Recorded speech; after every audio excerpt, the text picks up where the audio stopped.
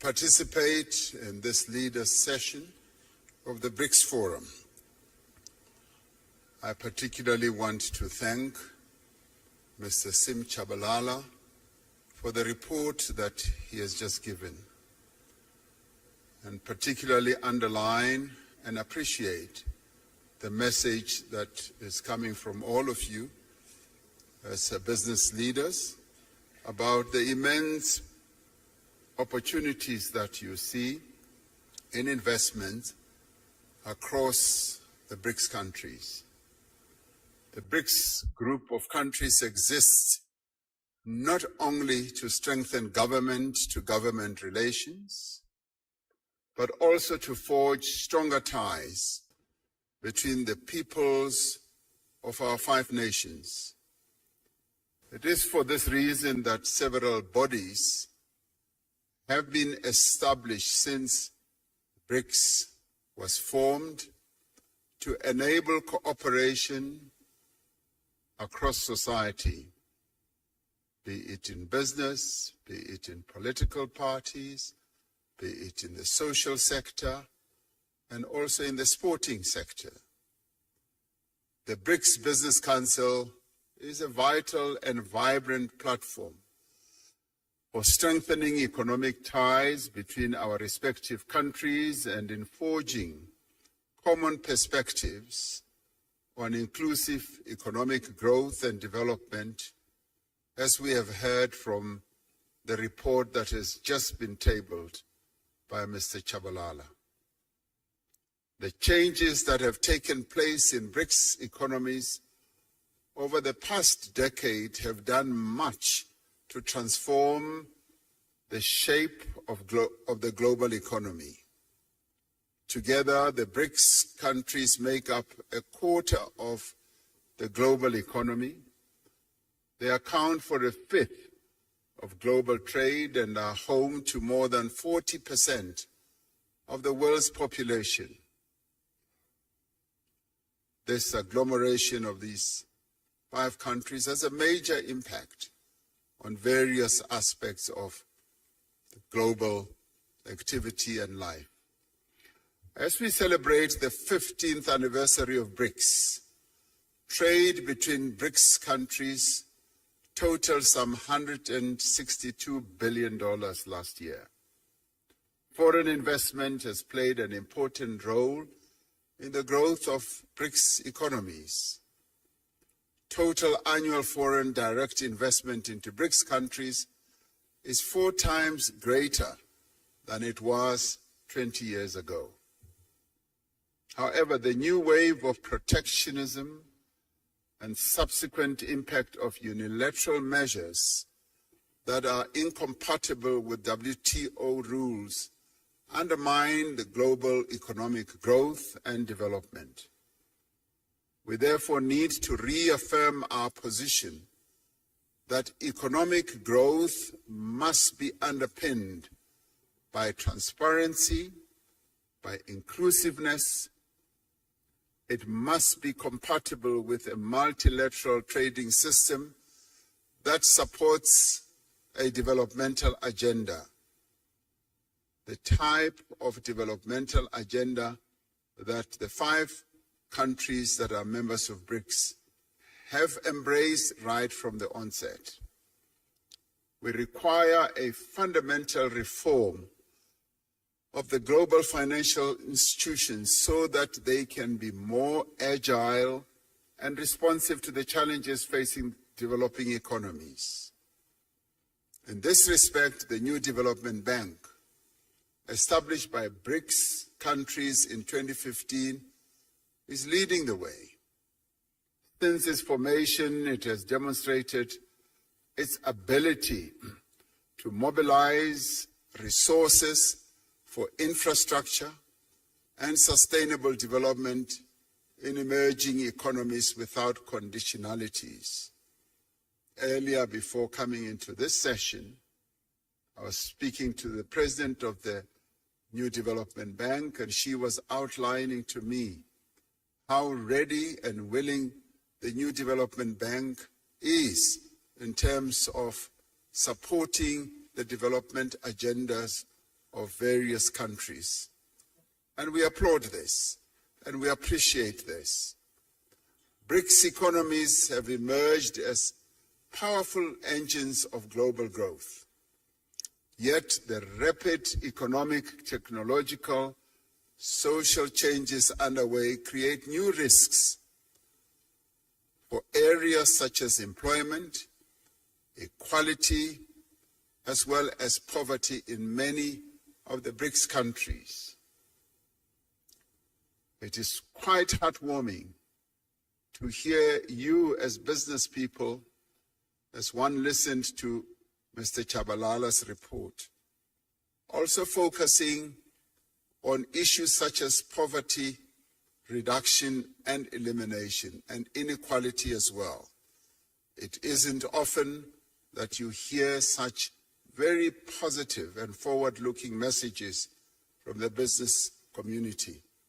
So it's wonderful to be in a forum under the aegis of BRICS that you as business leaders are in tune with the developmental agenda that needs to be pursued to lift the people who live in BRICS countries and beyond out of the ravages of poverty and inequality.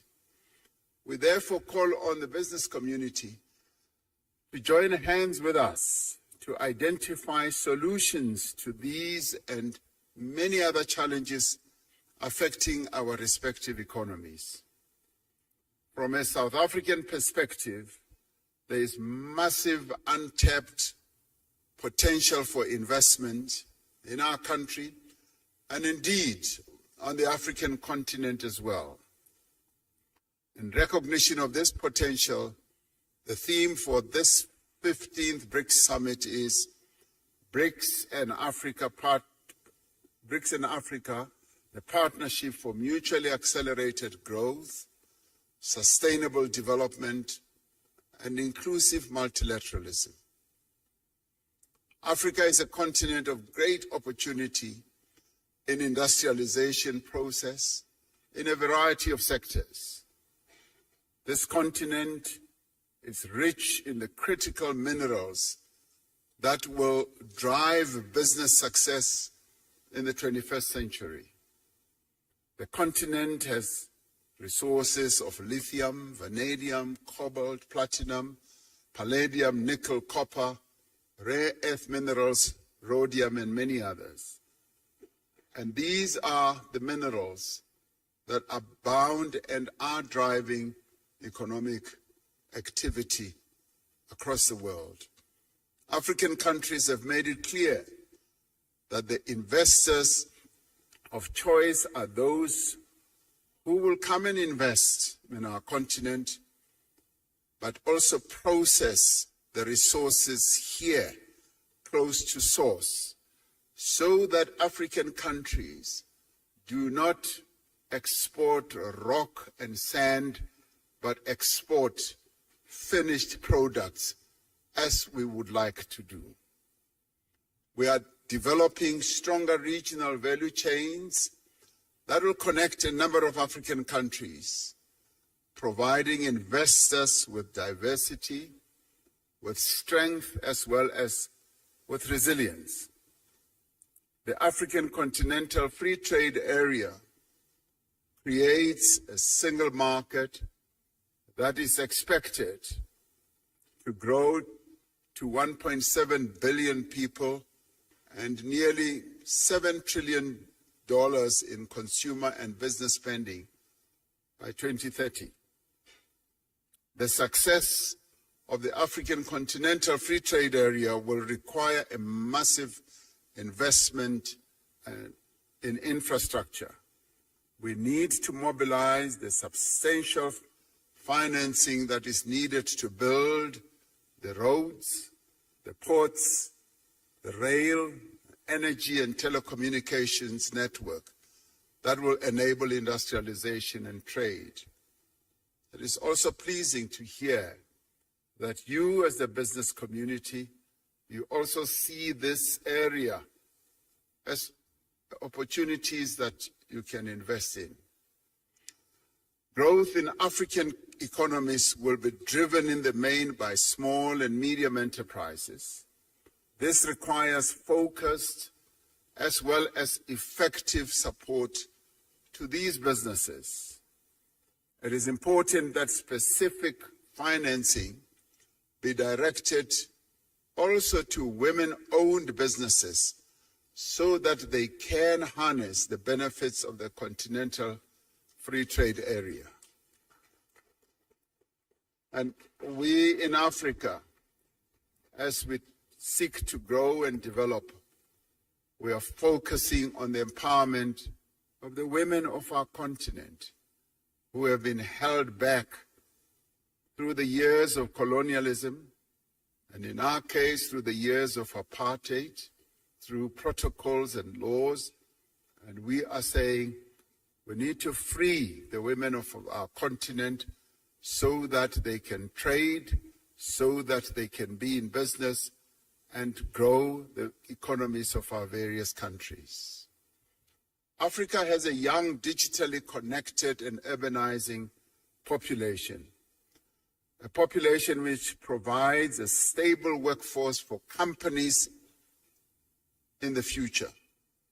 The investment in skills development is continuing to grow.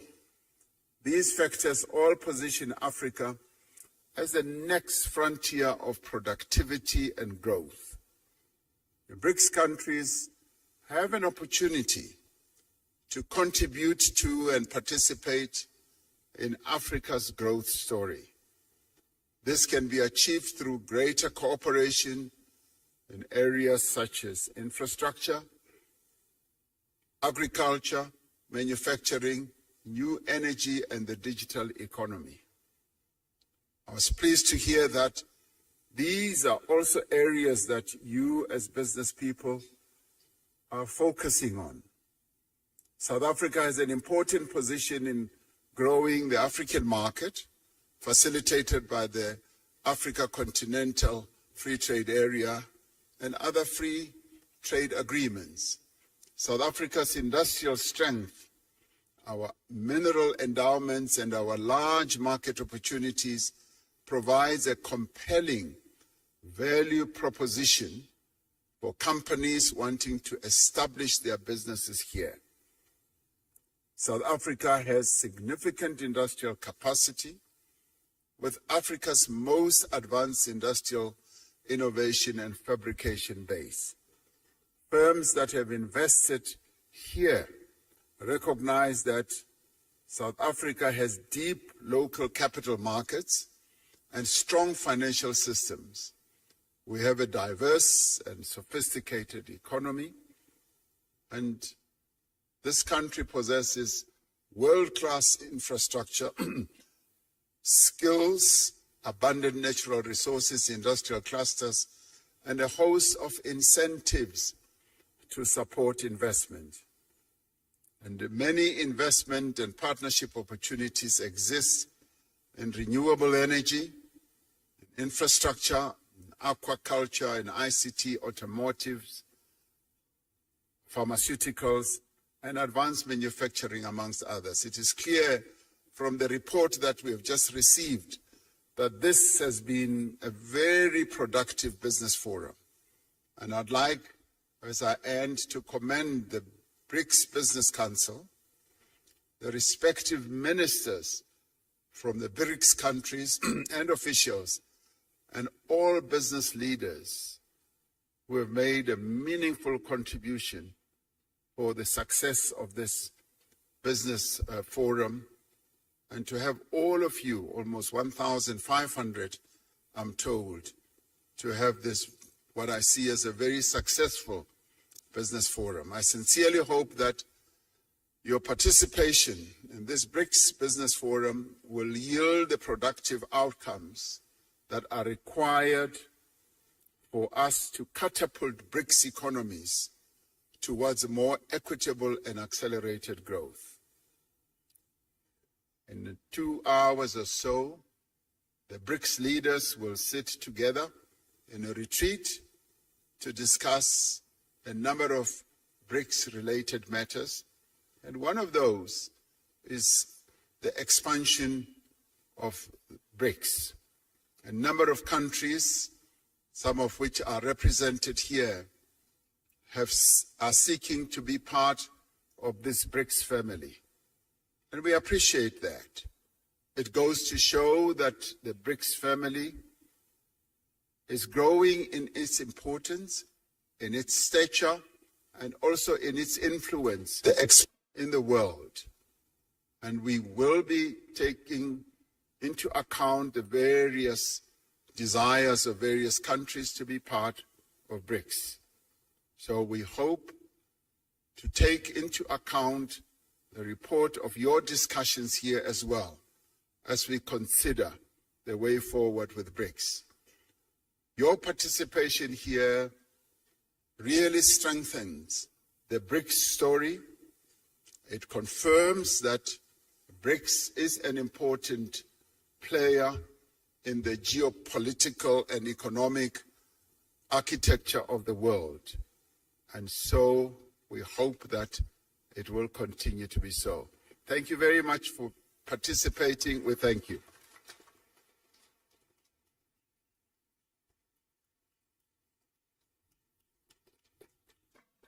Thank you very much, Mr. President, for those remarks. It is now my pleasure to invite the President of the Federative Republic of Brazil, His Excellency President Lula da Silva, to take the podium. Please join me in welcoming the President.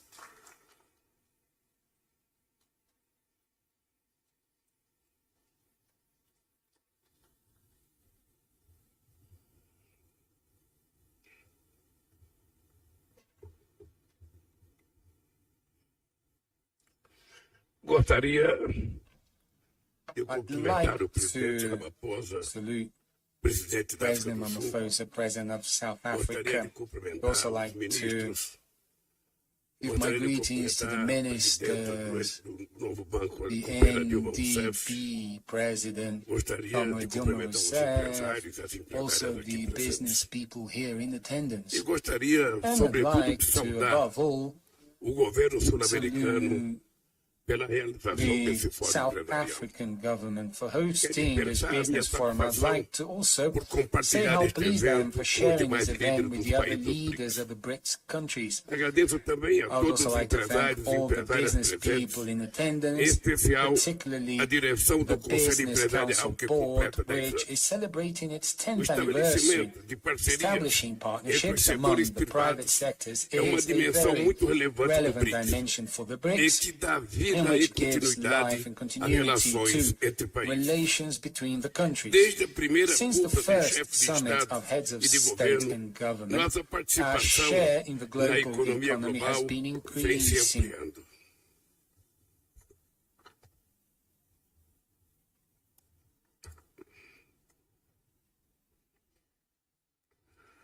Já ultrapassamos We have o surpassed G7. the G7 already, Respondemos por accounting for 32% do PIB mundial 32% of the em world paridade de poder GDP de in compra. purchasing.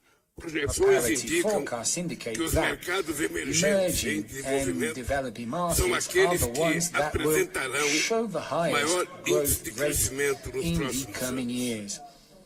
Segundo o While- FMI, enquanto os países According industrializados to the IMF, devem while industrialized countries desacelerar seu are crescimento de expected to 2,7% em grow by an 2022 average para of 2.7% in 2022, dropping to 1.4 to 2024. The projected growth for developing countries is of 4% for this Isso period. mostra This que o shows dinamismo da economia that the está no sul dynamism global of the e os economies in the BRICS global é south sua and força the motriz. BRICS is its driving force. O estoque de investimento externo Brazil's- direto dos BRICS The no BRICS, Brasil cresceu 167% International entre foreign 2012 e stock 2021, increased atingindo 370% 34,2 between bilhões de 2022 Hoje, and 2029 and 2022, 2022, and then today almost 400 companies from the bloc operate in Brazil. After the 6 years of standing still, Brazil is going to create quality jobs again, it's going to fight poverty again, and will increase the income of Brazilian families. 2 weeks ago, I presented the new PAC, Growth Acceleration Program. The plan provides for resuming suspended projects, accelerating ongoing projects, and also selecting new projects. It is a comprehensive program with many opportunities that may be of interest of investors from Brics countries.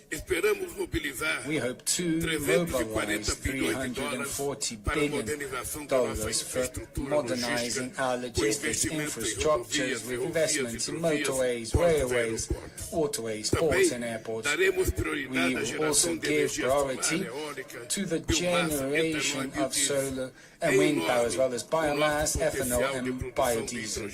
We have immense potential for generating green hydrogen. We shall establish partnerships between government and the business community in all areas through concessions, public-private partnerships and direct contracts. In order for investment to grow again and drive development, we need to ensure more credibility, predictability and legal certainty, as well as political and social certainty for the private sector. For this reason, I have advocated the idea of greater financial integration, where we could have a new reference unit which would not replace our national currencies. The financing needs, the unmet financing needs of developing countries remains high. The lack of a substantial reform from traditional financial institutions limit the volume and the credit modes offered by existing banks. The decision of establishing the new development bank represented a milestone in effective collaboration among emerging economies. Our joint bank must be a global leader in the financing of projects that address the most pressing challenges of our time. By diversifying payment sources in local currencies, increasing its partner network and its membership, NDP constitutes a strategic platform to promote cooperation between developing countries. In this strategy, engagement with the African Development Bank will be central to this. At the multilateral level, the BRICS stood out for being a force that works in favor of a fairer, more predictable, equitable global trade. We cannot accept the greedy neocolonialism that imposes trade barriers and discriminatory measures under the guise of protecting the environment. As of December, Brazil will hold the G20 presidency. The presence of 3 BRICS members in the G20 Troika will be a great opportunity for us to move forward on issues of interest to the global South. We already have South Africa's participation, but the group's representativeness may be increased with the entry of the African Union and other countries of the continent.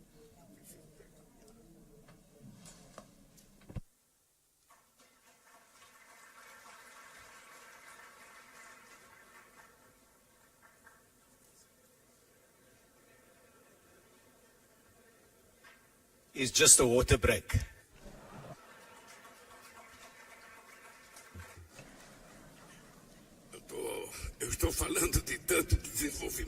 I've been talking about developing, and then suddenly, I miss the main important source of life, water. Queridos amigos, Dear friends, upon taking office as president of my country again, I am resuming the guidelines of Brazilian foreign policy. We started to rebuild South American integration. We have resumed our partnerships with the US, China and the European Union. We hosted the summit of the Amazon countries.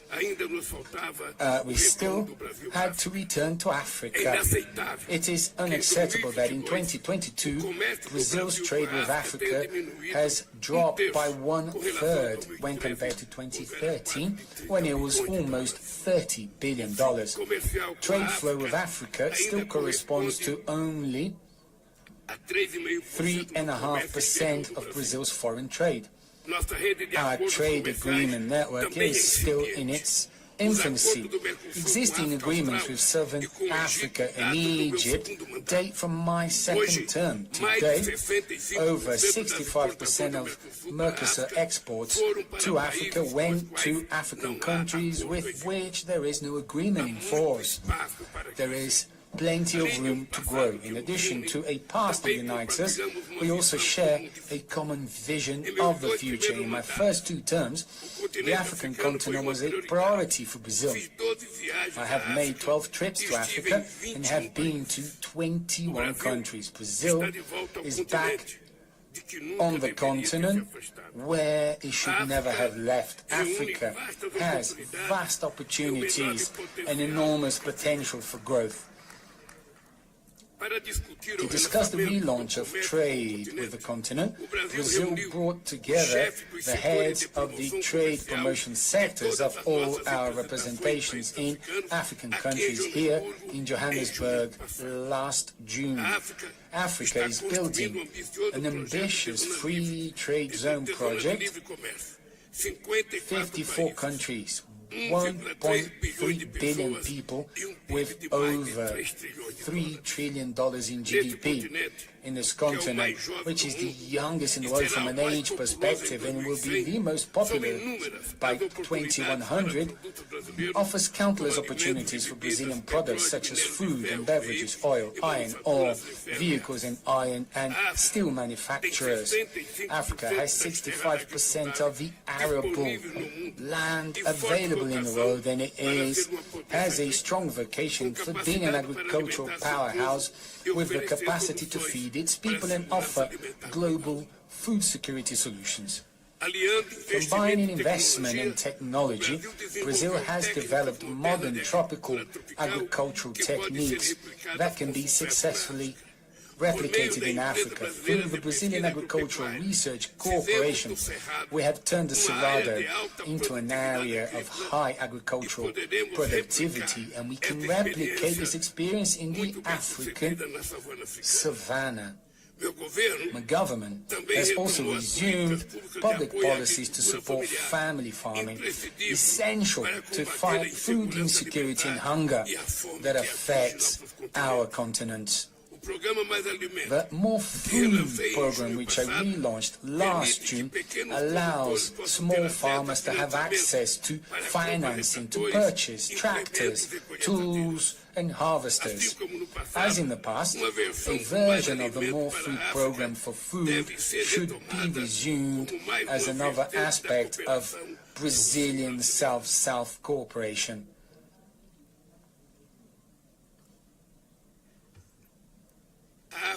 Africa is also at the heart of the digital and energy transitions.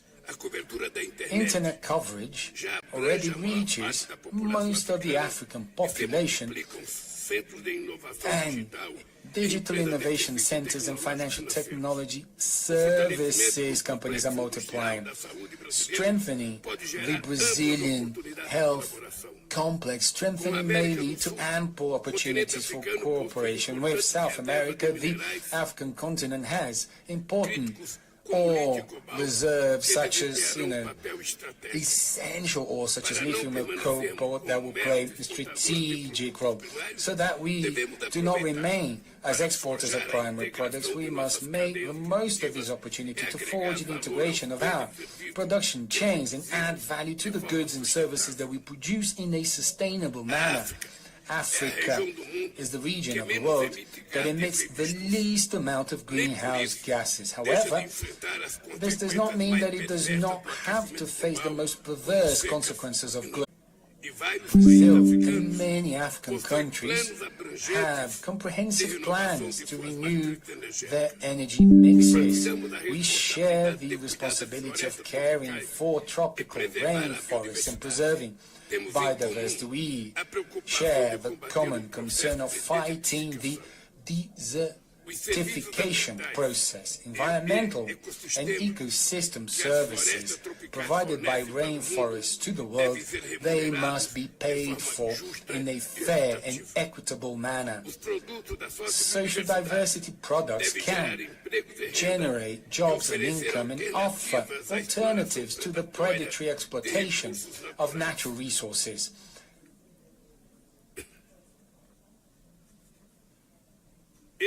These are the pillars of the ecological transition plan that we will launch soon. For our economic and productive integration to flourish, it will be necessary to increase sea and air connections between the two sides of the Atlantic. It is inexplicable that we do not have direct flights between São Paulo and Johannesburg, Cairo or Dakar, essential for increasing the flow of people, trade and tourism. Therefore, I believe it to be very important, the proposal made by the Brics Business Council of establishing a multilateral agreement of air services for the group with the main national transport and aviation authorities from the countries.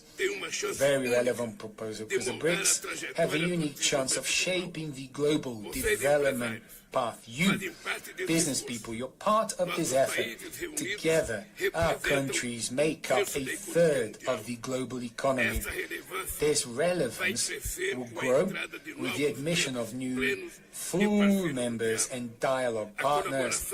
Collaboration between the public and private sector is vital for harnessing this potential and achieving lasting results. Thank you very much and good luck.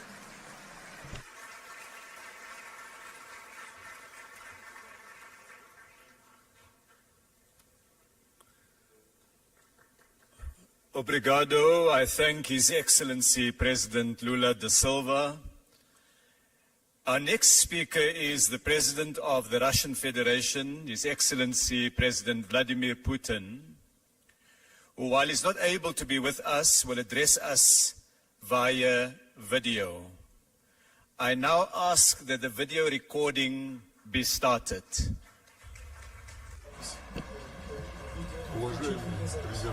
Dear President Ramaphosa, ladies and gentlemen, dear friends, I'm pleased to greet the government and business representatives, experts and industry specialists who have gathered to this meeting of the Brics Business Forum.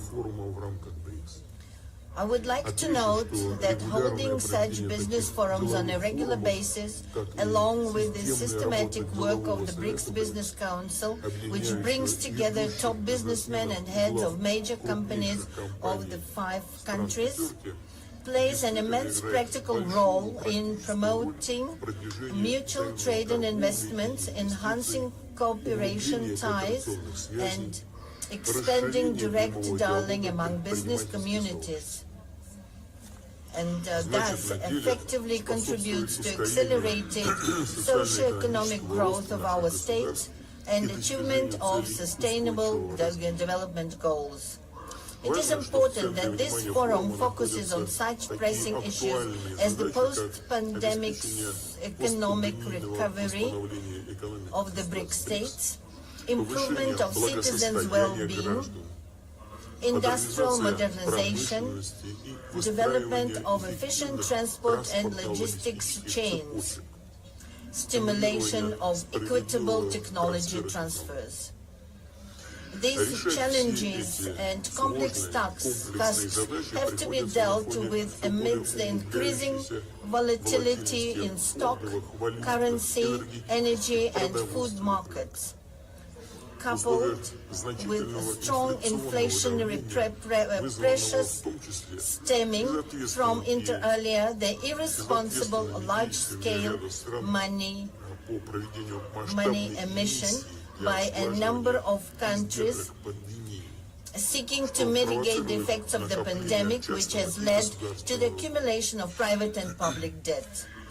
International economic situation is also seriously affected by the illegitimate sanction practice and illegal freezing of assets of sovereign states, which essentially amounts to their trampling upon all the basic norms and rules of free trade and economic life, norms and rules that not so long ago seemed immutable.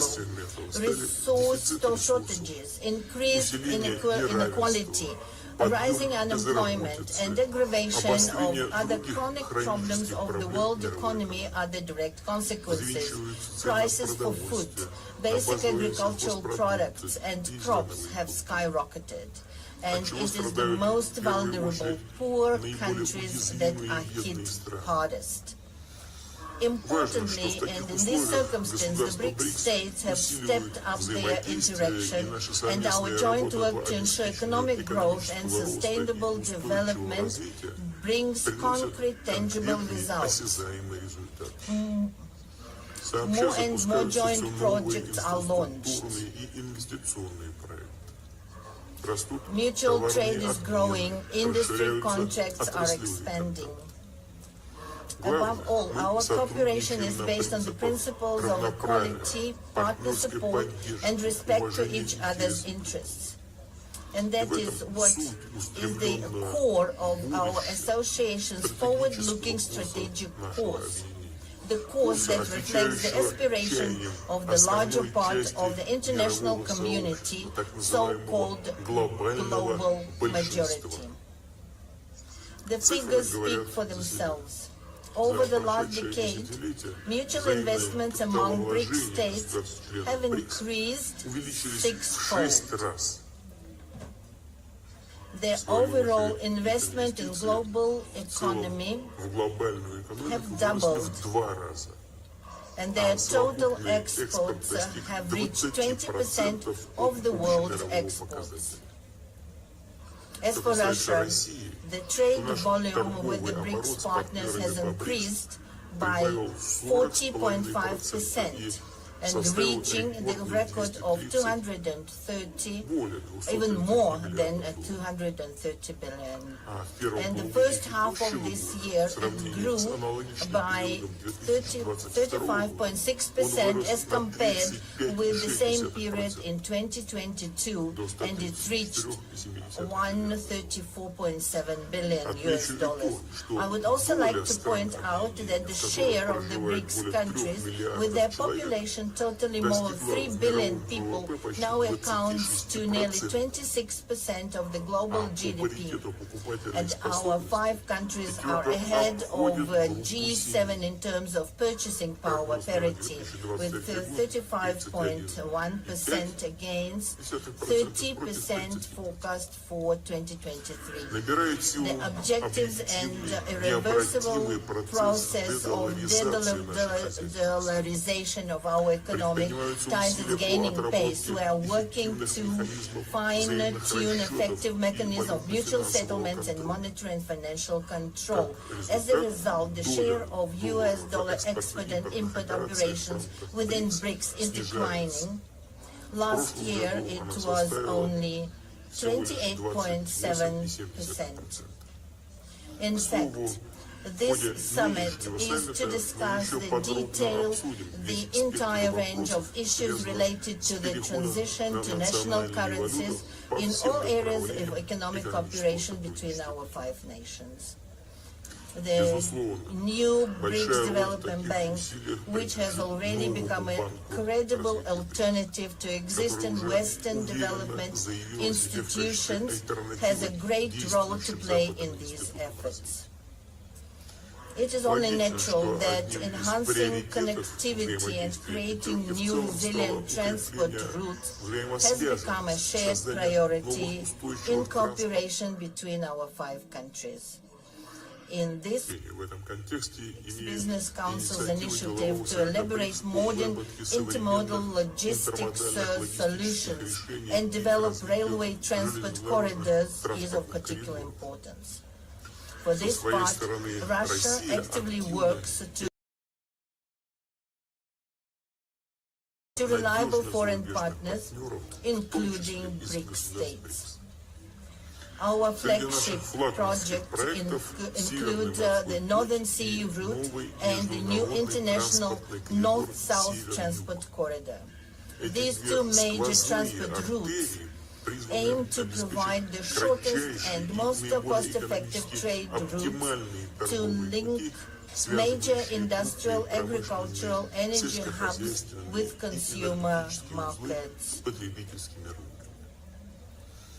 With regards to the Northern Sea route, I would like to emphasize that Russia has already adopted and launched a large-scale, multi-year plan to develop its infrastructure. We intend to build fuel terminals, hub ports, to ensure connections with road and rail transport.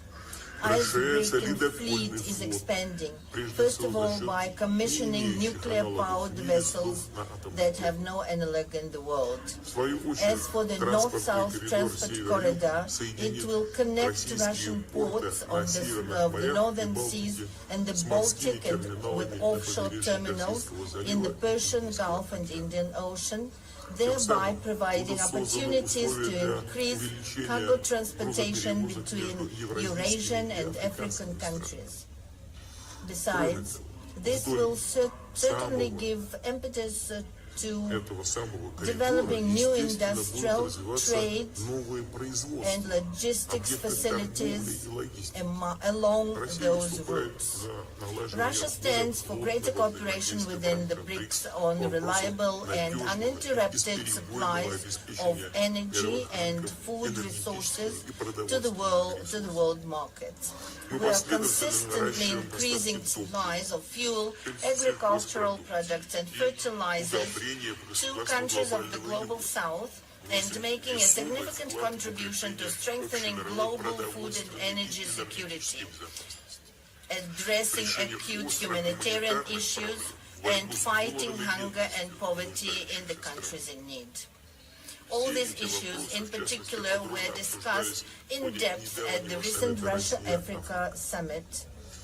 For example, last year, trade in agricultural products between Russia and African states grew by 10% and amounted to $6.7 billion. In January-June this year, it increased by another record 60%. Our country is and will remain a responsible supplier of food to the African continent. Russian grain exports to Africa amounted to 11.5 billion tons in 2022 and almost 10 million tons in the first 6 months of 2023.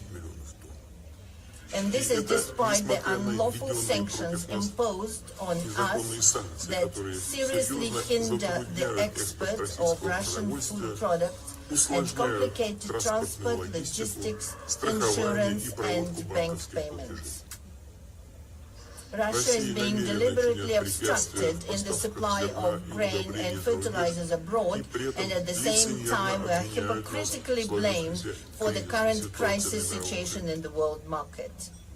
This has been clearly seen in the implementation of the so-called grain deal, concluded with the participation of UN Secretariat and initially aimed at ensuring global food security, reducing the threat of hunger, and providing aid to the poorest countries.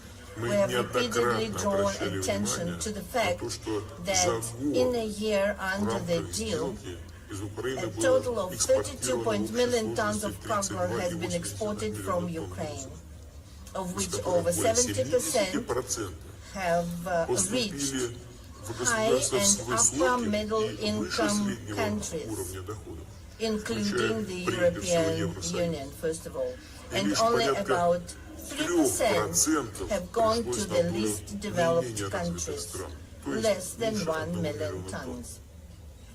None of the terms of the so-called deal concerning the lifting of sanctions imposed on Russian exports of grain and fertilizers to world market have been fulfilled. Obligations to Russia in this regard have been simply ignored. Even our free transfer of mineral fertilizers blocked in European ports have been obstructed. In fact, that is purely humanitarian campaign that should not in principle be subject to any sanctions. With these facts in mind, since 18 July we have refused to further extend the so-called deal, and we will be ready to get back to it, but to get back only if all obligations to the Russian side are true. I have repeatedly said that our country has the capacity to replace Ukrainian grain both commercially and as free aid to needy countries, especially since our harvest is again expected to be perfect this year. As a first step, we have decided to graciously provide six African countries 25 to 50,000 tons of grain, each with free delivery of these cargoes. Negotiations with the partners are going. Among the priority lines of interactions, we see also further coordination of the approaches of the BRICS participants on the subject of supporting small and medium-sized enterprises. This is an important part of the overall economic agenda of the Group of Five, which implies the assistance of the widest circles of citizens involved in business regarding the issues of administrative and tax regulation, digitalization, electronic commerce, and participation in the value chains. I would note that thanks to the state support programs, the entrepreneurs from the BRICS countries successfully adapt to the constantly changing situation in the global market.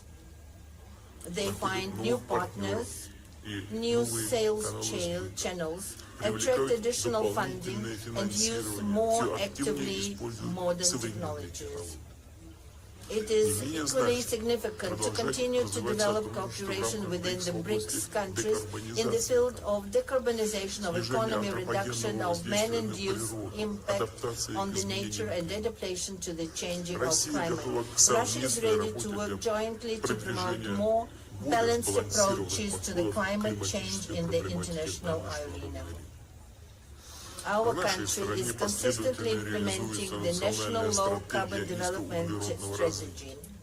We plan to reach the carbon neutrality of the Russian economy not later than 2060, including through the introduction of technological innovations, modernization of infrastructure, for access to affordable and clean energy, conservation of ecosystems on land and sea. We believe that the implementation of the climate goals can be facilitated by a variety of technologies, including those that have been in use for a long time already, such as nuclear generation, hydropower, gas motor fuel. To sum it up, I would like to reiterate that the multifaceted partnership and cooperation within the BRICS is not only makes a significant contribution to ensuring sustainable growth of our states, but also generally promotes the healthy global economy and successful achievement on the global development goals and targets set by the UN to fight poverty, expand people's access to quality health care, eradicate hunger, and improve food security. Therefore, I'm confident that the BRICS Business Forum and Business Council will continue their creative work aimed at the improvement of contacts between the entrepreneurial circles of the countries of the Group of Five and joint implementation of mutually beneficial projects. In conclusion, I would like to invite representatives of the business circles to our countries to come, to the Eastern Economic Forum in Russia that will take place in 10 to 13 September in the city of Vladivostok, where by tradition there will be discussion of issues that are of interest, including the business community of the BRICS countries. Thank you very much for your attention.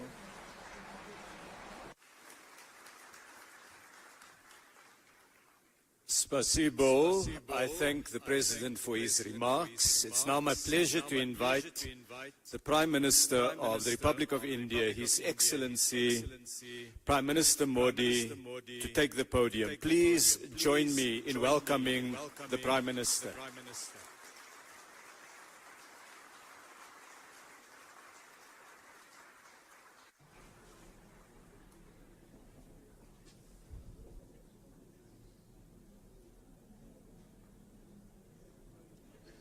Excellencies,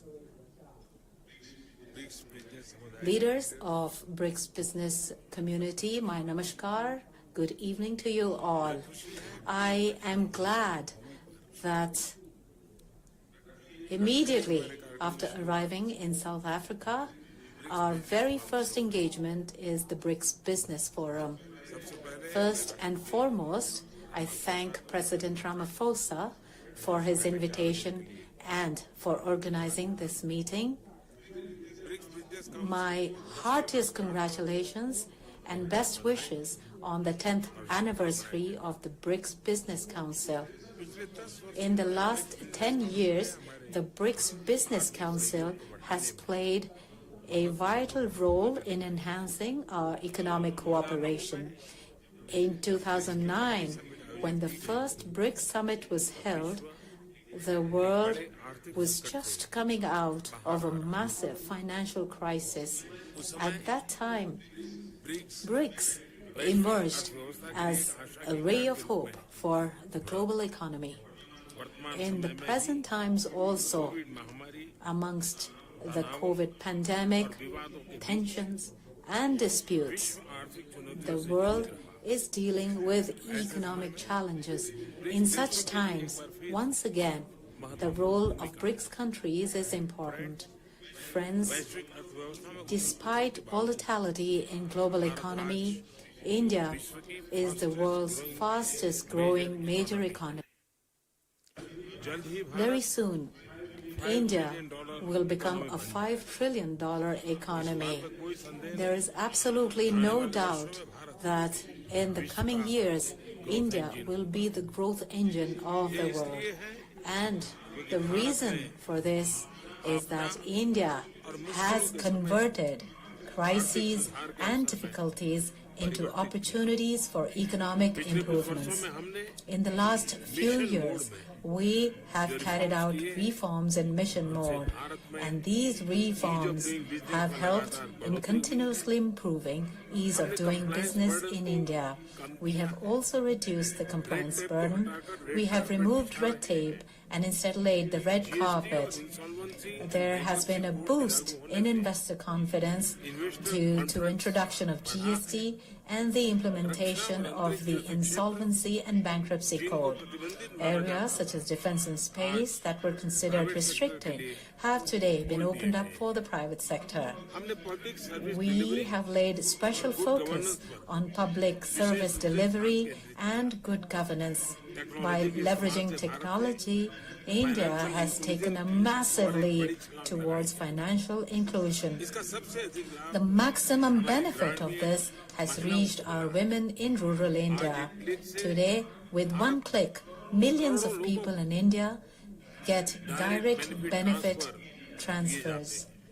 So far, more than $360 billion of such transfers have been made. This has increased transparency in service delivery and reduced corruption and middlemen. India has the cheapest per gigabyte cost. Today, in India, from street vendors to large shopping malls, all use UPI, that is, the Unified Payments Interface. Today, India is the country with the highest number of digital transactions in the world. Countries like UAE, Singapore, France are also joining this platform. There are several possibilities of working on this with BRICS countries also. The large-scale investment being done on infrastructure in India is changing the country's landscape. In this year's budget, we have kept a provision of approximately $120 billion for infrastructure. By way of this investment, we are laying a strong foundation for a new India of the future. Rapid changes are coming into effect in all areas of railways, roads, waterways, and airways. Today, in India, new highways are being constructed at a speed of 10,000 kilometers per year. The number of airports has doubled in the last 9 years. We have implemented the production-linked incentives with an objective to promote investment and production, with logistics costs reducing. The manufacturing sector of India is becoming competitive. India is amongst world leaders in the area of renewable energy. We are taking active steps to make India a global manufacturing hub in areas such as solar energy, wind energy, electric vehicles, green hydrogen, and green ammonia. It is but natural that with this, India will become a huge market for renewable technology. Today, India has the world's third largest startup ecosystem. There are more than 100 unicorns in India currently in areas such as IT, telecom, fintech, AI, and semiconductors. We are moving forward with a vision of Make in India, Make for the World. All of these efforts have directly had a positive impact on the lives of common people. In the last 9 years, the income of people has increased approximately 3 times. Women's participation in the economic development of India has been significant. From IT to space, from banking to healthcare, women have worked shoulder to shoulder with men and are contributing to the country's progress. The people of India have resolved to become a developed nation by 2047. Friends, I invite all of you to be a part of India's development journey. The COVID pandemic has taught us the importance of resilient and inclusive supply chains. For this, mutual trust and transparency are extremely important. By bringing our strengths together, we can make significant contributions to the welfare of the world, especially the Global South. Excellencies, once again, I congratulate the leaders of the BRICS business world for their contribution. I also thank my friend, President Ramaphosa, for his excellent arrangements for this meeting. Thank you very much.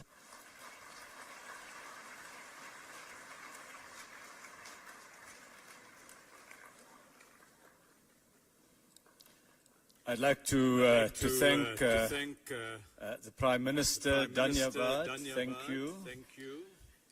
We now have a statement by His Excellency President Xi Jinping, President of the People's Republic of China, which will be delivered by Mr. Wang Wentao, the Minister of Commerce of the People's Republic of China. Please join me in welcoming Minister Wang to make the statement on behalf of President Xi.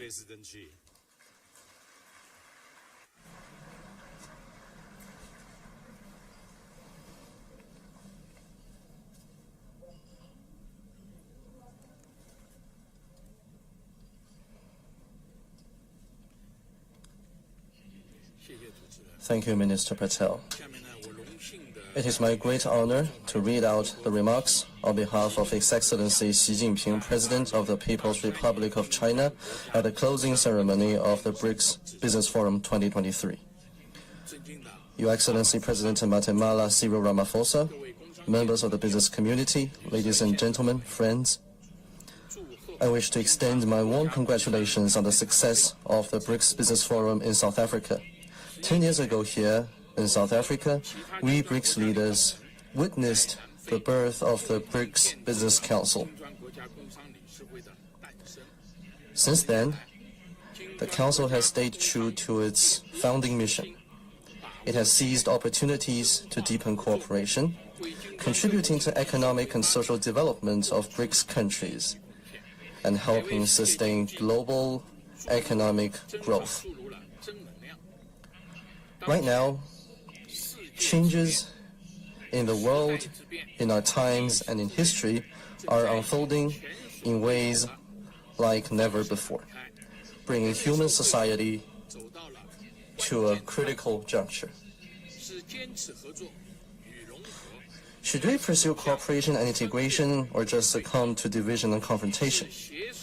Should we work together to maintain peace and stability or just sleepwalk into the abyss of a new Cold War? Should we embrace prosperity, openness, and inclusiveness or allow hegemonic and bullying acts to throw us into depression? Should we deepen mutual trust through exchanges and mutual learning, or allow hubris and prejudice to blind conscience? The course of history will be shaped by the choices we make. An ancient Chinese thinker observed that following the underlying trend will lead one to success, while going against it can only cause one to fail. We humankind have achieved notable economic development and social progress over the past decades, and that is because we have drawn lessons from the 2 world wars and the Cold War, followed the historical trend of economic globalization, and embarked on the right path of openness and development for win-win cooperation. Our world today has become a community with a shared future in which we all share a huge stake of survival. What people in various countries long for is definitely not a new Cold War or a small exclusive bloc. What they want is an open, inclusive, clean, and beautiful world that enjoys enduring peace, universal security, and common prosperity. Such is the logic of historical advance and the trend of our times. 10 years ago, I made a proposition of building a community with a shared future for mankind. Of high winds, choppy waters, and even treacherous storms, we in all countries need to uphold the correct views of the world, of history, and of our overall interests, and act to translate the vision of a community with a shared future for mankind into reality. We need to promote development and prosperity for all. Many emerging markets and developing countries have come to what they are today after shaking off the yoke of colonialism. With perseverance, hard work, and huge sacrifices, we succeeded in gaining independence and have been exploring a development path suited to our national conditions. Everything we do is to deliver better lives to our people. But some country, obsessed with maintaining its hegemony, has gone out of its way to cripple the emerging markets and developing countries. Whoever is developing fast becomes its target of containment. Whoever is catching up becomes its target of obstruction. But this is futile. As I have said more than once, that blowing out others' lamp will not bring light to oneself. Every country has the right to development, and the people in every country have the freedom to pursue a happy life. With that in mind, I have proposed the Global Development Initiative with the goal of promoting development for all by the international community and boosting the UN 2030 Agenda for Sustainable Development. With the support of many countries, solid gains have been made in pursuing this initiative, with cooperation flourishing in various fields. China will work with all other countries to speed up cooperation under the Global Development Initiative, strengthen drivers of global development, promote the reform of the World Trade Organization in a comprehensive and in-depth manner, meet common challenges together, and make life better for people across the world. We need to achieve universal security. Recent years have seen a turbulent world. Many countries and regions are plagued by wars and conflicts, and many people are displaced. Members of the international community share the pressing hope to eradicate the root cause of conflicts and wars, and find a fundamental way to realize enduring peace and security globally. Facts have shown that any attempt to keep enlarging a military alliance, expand one's own sphere of influence, and squeeze other countries' buffer of security can only create security predicament and insecurity for all countries. Only a commitment to a new vision of common, comprehensive, cooperative, and sustainable security can lead to universal security. Last year, I put forward the Global Security Initiative, and it has gained support from over 100 countries and international organizations. China stands ready to jointly pursue this initiative with all others. We should have dialogue and oppose confrontation, forge partnership but not alliance, and pursue win-win outcome and oppose zero-sum game, and work together to build a community of security. We need to stay committed to exchanges among civilizations and mutual learning. One flower alone cannot make a beautiful spring. Only blossoming of a rich variety of flowers can bring spring to the global garden. Human civilization is colorful by nature. It is precisely because of their differences in history, culture, and system that all countries need to interact with each other, draw on each other, and advance together. Deliberately creating division with the assertion of democracy versus authoritarianism and liberalism versus autocracy can only split the world and lead to clash of civilizations. I've put forward the Global Civilization Initiative, calling for promoting diversity of global civilizations, the common values of humanity, and people-to-people and cultural exchanges and cooperation. China welcomes all other countries to get involved in cooperation under this initiative. We should encourage different civilizations to bring out their best and flourish together. We should break barriers to exchanges and renew human civilization. Ladies and gentlemen, friends, as an ancient Chinese philosopher observes, change is the nature of the universe. The collective rise of emerging markets and developing countries represented by Brics is fundamentally changing the global landscape. Emerging markets and developing countries have contributed as high as 80% of global growth in the past 20 years, and their share in the global GDP has increased from 24% 40 years ago to more than 40%. Just as a line in the Chinese poem reads, "No mountains can stop the surging flow of a mighty river." Whatever resistance there may be, Brics, a positive and stable force for good, will continue to grow.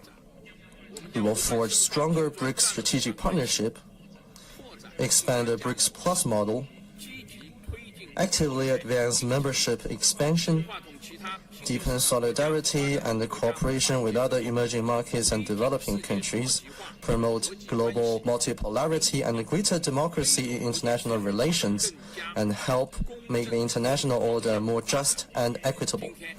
The gathering between Brics countries and more than 50 other countries in South Africa today is not an exercise of asking countries to take sides, nor an exercise of creating bloc confrontation. Rather, it is an endeavor to expand the architecture of peace and development. I'm glad to note that over 20 countries are knocking on the door of Brics. China hopes to see more joining the Brics cooperation mechanism.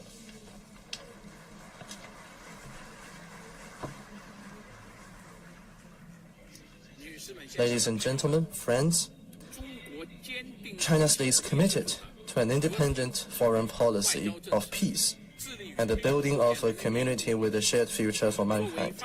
As a developing country and a member of the Global South, China breathes the same breath with other developing countries and pursues a shared future with them. China has resolutely upheld the common interests of developing countries and worked to increase the representation and voice of emerging markets and developing countries in global affairs. Hegemonism is not in China's DNA, nor does China have any motivation to engage in major power competition. China stands firmly on the right side of history and believes that a just cause should be pursued for the common good. At present, we Chinese, under the leadership of the Communist Party of China, are advancing the great rejuvenation of the Chinese nation on all fronts by pursuing Chinese modernization. Chinese modernization aims to achieve common prosperity, material and cultural ethical advancement, harmony between humanity and nature, and peaceful development for a huge population. Chinese modernization has created a new form of human advancement and presented a new future of modernization. We hope that other developing countries and draw on the outstanding achievements of human civilizations and find their own paths to modernization in keeping with their national conditions. Achieving high-quality development is a top priority in China's goal of fully building itself into a modernized country. We are committed to applying a new development philosophy and creating a new development paradigm. In the past decade, China has contributed more than 30% of annual global growth. This year, the Chinese economy has maintained the momentum of recovery and growth. China enjoys several distinct advantages: a socialist market economy in systemic terms, a supersized market in terms of demand, a full-fledged industrial system in terms of supply, and abundant high-caliber labor force and entrepreneurs in terms of human resources. The Chinese economy has strong resilience, tremendous potential, and great vitality. The fundamentals sustaining China's long-term growth will remain unchanged. The giant ship of the Chinese economy will continue to cleave waves and sail ahead. China will remain an important opportunity for the world's development. Our door is wide open to anyone who wants to engage in cooperation with us. As a supersized economy, China will remain firm in advancing high-standard opening up. We will continue to expand market access, cut the negative list of foreign investment, and further open the modern services sector. We will steadily improve the business environment, provide national treatment to foreign investment enterprises, foster a world-class market-oriented business environment governed by a sound legal framework, and build a globally oriented network of high-standard free trade areas. We will continue to advance ecological conservation, accelerate the building of a beautiful China, actively and prudently move toward carbon peak and carbon neutrality, and pursue all-round green transition in economic and social development. Going forward, as it endeavors to achieve modernization for its more than 1.4 billion people, China will surely contribute even more to the global economy and provide even more opportunities for the global business community.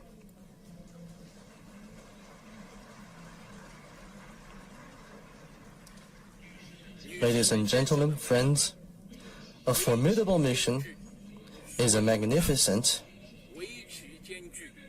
and glorious mission.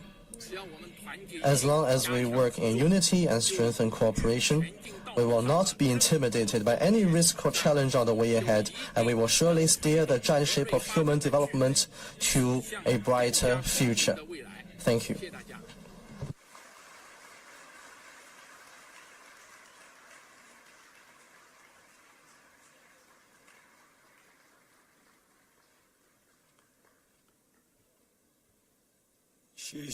Shishi, I wish to thank President Xi Jinping for his remarks and to Minister Wang for delivering it on His Excellency's behalf. We've now heard the views of 5 heads of state, views representing more than 40% of the world's population. The Excellencies too have heard the reports from the business community of the discussion you have had today. Ladies and gentlemen, this brings us to the close of this session. I want to thank very sincerely the heads of state, the Excellencies, for the time, for the insights, and for the comments that they've made. The heads of state will leave the stage now, and we say farewell to them as they proceed to their next meeting in what will be a busy few days. I ask that you join me in saying thank you to them as they take leave of absence